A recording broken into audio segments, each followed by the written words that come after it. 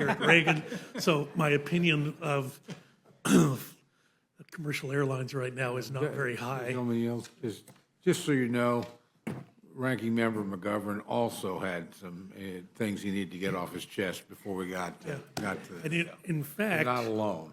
due to the miracle of in-flight Wi-Fi, I've actually been listening to the hearing the entire time. So, Representative Graves, Chairman Graves, I just wanted to ask you, you mentioned some point earlier in this discussion about the title on general aviation. Can you speak to that a little bit and why that's so important? Well, you can just about include every occupation in aviation, whether that's a technician or a mechanic, even an air traffic controller, a pilot. They got their start in general aviation. If we don't have a robust general aviation sector and access to general aviation, then we're not going to have that pipeline to fill those. And we already have a void. We have a huge void right now in all of those positions. So that's why it's so important. It all starts with general aviation, and ultimately branches out into everything else in aviation. And far too long it's been overlooked and as just being an airline, the system just being about the airlines, and that's just not the case. So you mentioned this is the first time that title has been in the FAA reauthorization. Was there a particular reason why this time it became a feature? Well, I am a product of general aviation. I have a rating as an airline transport pilot, but I got started in general aviation, and I'm a believer in general aviation, and I want to push and advocate for general aviation, and it's it touches everybody. It's important to all of our smaller communities. You have access now to better health care as a result of life flights and air ambulance.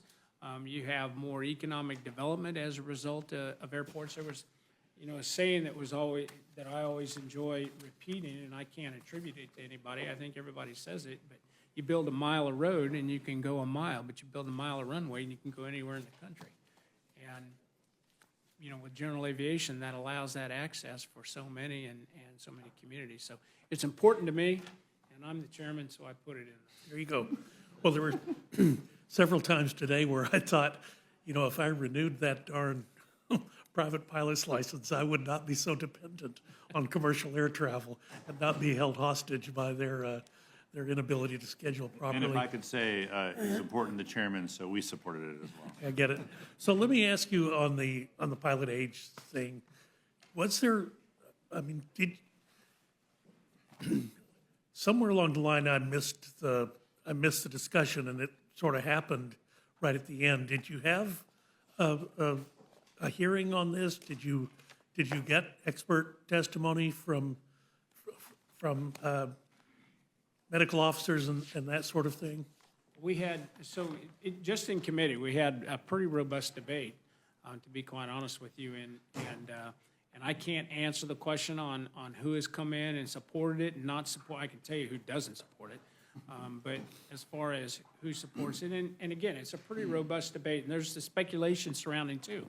If the international community is at 65 and then we have pilots at 67, will they be able to participate in overseas flights? And that has yet to be seen. I believe that they will accept the same standard.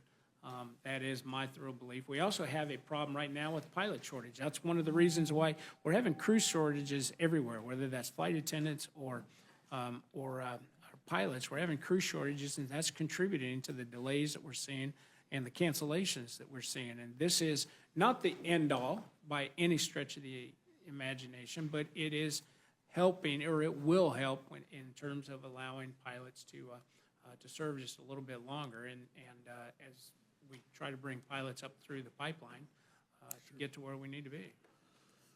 Well, the line comes to mind. I wouldn't want to exploit the youth and inexperience of a 67-year-old in the FAA bill.